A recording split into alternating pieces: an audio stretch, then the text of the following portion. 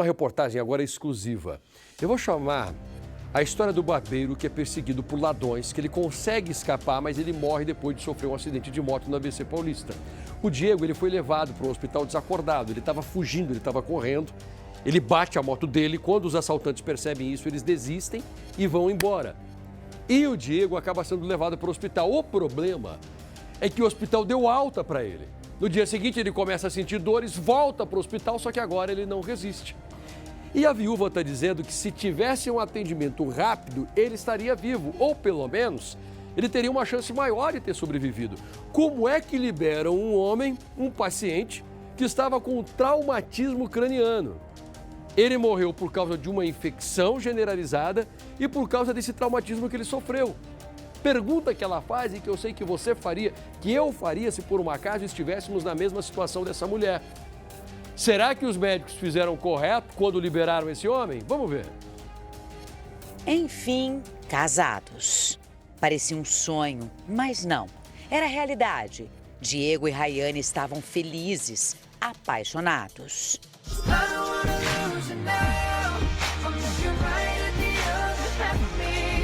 Foi o meu primeiro e último namorado. Não sei o que eu vou fazer sem ele. 8 anos de namoro, 3 de casamento. Muitos sonhos, planos. Os dois já tinham até alguns móveis para casa que eles pretendiam comprar. Mas da noite para o dia, tudo desabou.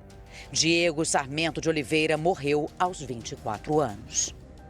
Ele sempre estava aqui desse lado. Sempre que eu precisava, como a nossa casa é aqui embaixo, era só eu gritar ele. Uma tentativa de assalto seguida de um acidente grave. Foram 2 homens que abordaram ele e colocaram uma arma na cabeça dele anunciando o assalto. E que ele então, para não perder a moto na hora do susto, teria dado fuga dos bandidos que vieram seguindo ele. Diego bateu a cabeça com força. Apesar dos ferimentos, foi liberado horas depois do acidente. Um dia depois, não suportava as dores e a falta de ar. Aí sim ficou internado, mas por pouco tempo. Na certidão de óbito, a causa da morte, infecção e politraumatismo. Por que eles deram alta pro meu filho? Me fala. Meu filho, tão lindo. Negligência, omissão ou fatalidade? A família acredita que há outros culpados pela morte de Diego, além dos criminosos. Avenida Presidente Kennedy, uma das principais aqui de São Bernardo do Campo, no ABC Paulista. Foi bem perto aqui da avenida, tá? Nesta rua, eu vou mostrar para vocês, olha só, vou atravessar, chegar a esse ponto aqui da calçada, em que o Diego foi abordado pelos 2 assaltantes. A esposa dele estava trabalhando aqui como recepcionista. Já era 1 da madrugada. Ele chegou, segundo a própria vítima, ele chegou a falar para assistente social que ele chegou a parar a moto e neste exato momento foi abordado. Os assaltantes já estavam com a arma em mãos. A primeira reação dele foi o quê? Foi acelerar. Ele acabou acelerando, saindo daqui, e aí ele tentou fugir. Mas aí foi neste momento, ele conseguiu percorrer um trajeto e mais à frente, ele acabou sofrendo um acidente. Do ponto onde Diego foi abordado até o endereço onde nós estamos, dá mais ou menos 7 quilômetros de carro, cerca de 10 minutos de moto, ainda mais rápido. Então, durante todo esse trajeto, os criminosos perseguiram o Diego, tá? Ficaram atrás dele.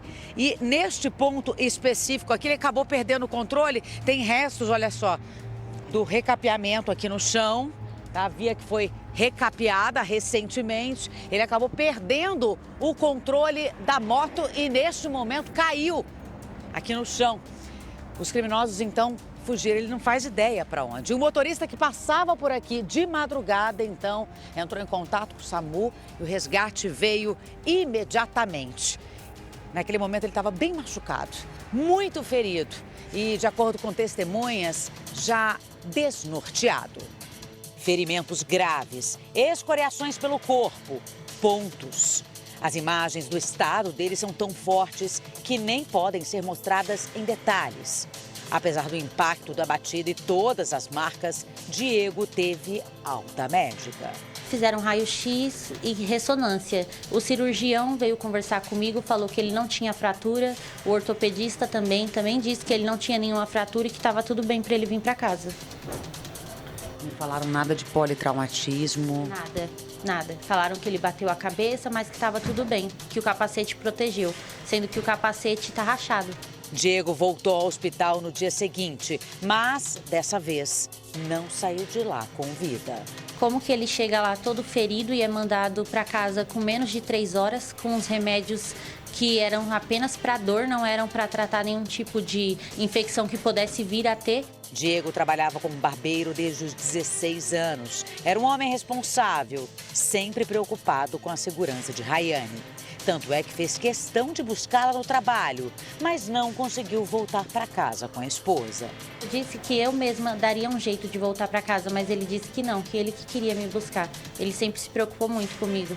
Familiares e amigos participaram do enterro, uma despedida marcada por muita comoção. A Prefeitura de São Bernardo do Campo disse que o atendimento no hospital de urgência da cidade seguiu protocolos de trauma e sepse e não houve indícios de negligência e omissão.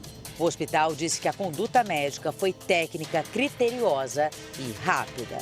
A Secretaria de Segurança Pública confirmou que o caso foi registrado como homicídio culposo na direção de veículo e tentativa de roubo e disse que as investigações seguem para identificar os criminosos. Pergunta que fica é como é que eles deixaram que meu esposo voltasse para casa nessa situação.